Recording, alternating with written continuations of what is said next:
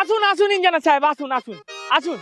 দেখুন এই যে এই পুরো প্লটটা দেখতে পাচ্ছেন না, পুরো প্লটটার উপরে আমি একটা চারতলা বিল্ডিং করব, যেখানে থার্ড ফ্লোরে থাকবে আমার একটা বিশাল বড় গাড়ি পার্কিং এবং ফোর্থ ফ্লোরে থাকবে একটা বিশাল বড় সুইমিং পুল। এবার খরচা কত পড়বে আপনি বলেন?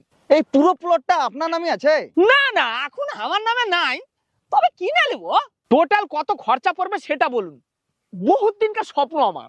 মোটামুটি 3-3.5 কোটি ধরে রাখুন। 3-3.5 কোটি লাগবে লাই? মানে 1 2 3, তিনটা বানাইতে হবে।